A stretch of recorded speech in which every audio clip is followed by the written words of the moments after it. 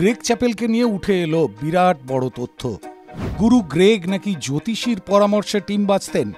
Humans of Bombay নামক একটি YouTube চ্যানেলে করিশ্মা মেহতার সঙ্গে রি-অ্যালাইন অনুষ্ঠানের পঞ্চম পর্বে আলোচনায় ছিলেন সেলিব্রিটি জ্যোতিষী সন্দীপ কোচর।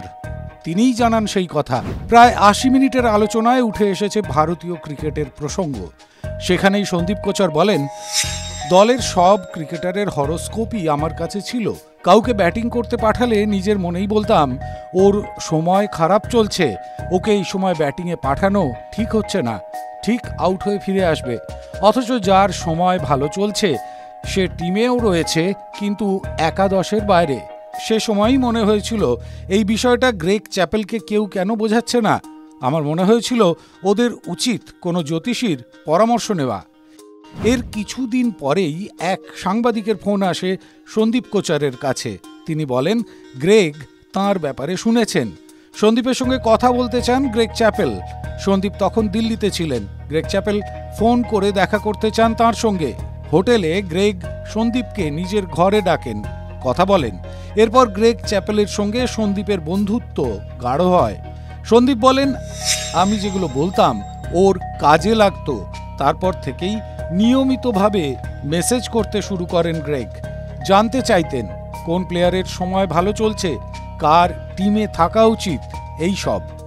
ভারতীয় দলের হেড কোচ হিসেবে গ্রেগ চ্যাপেলকে আনেন তৎকালীন ভারতীয় ক্রিকেটের অধিনায়ক সৌরভ গঙ্গোপাধ্যায়। অস্ট্রেলিয়ার মাটিতে একটি সিরিজের আগে চ্যাপেলের পরামর্শ নেয় ভারতীয় দল। সেখানেই তাঁর কোচিং স্টাইল ও মানসিকতা মনে ধরে সৌরভের। তারপর তিনি বোর্ড কর্তাদের অনুরোধ করেন গ্রেগ চ্যাপেলকে কোচ করে আনার জন্য। সৌরভের কেরিয়ারে সেটাই যেন সবচেয়ে বড় ভুল সিদ্ধান্ত ছিল।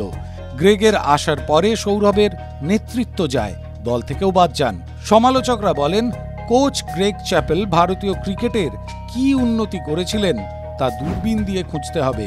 তার বহু সিদ্ধান্ত ভারতীয় ক্রিকেটকে অস্বস্তিতে ফেলে।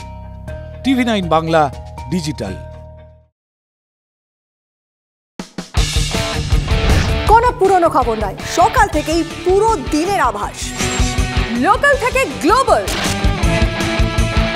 ঘটনাস্থল থেকেই রিপোর্টারের মুখে শুনে নিন আসল ঘটনা। দিন শুরু করুন TV9 বাংলার সঙ্গে। সকালে প্রথম ব্রেকিং অ্যাট 7, সকাল 7টায়, সকাল 8টায় দেখুন art reporter, art exclusive. News express at 9 দেখুন সকাল 9টায়। 10 খবর 10 রিপোর্টার অন দ্য স্পট সকাল 10টায়। লোকাল টু গ্লোবাল অ্যাট 11 দেখুন সকাল 11টায়। দেখুন morning super prime time TV9 বাংলায়। TV9 বাংলা না দেখলেই নয়।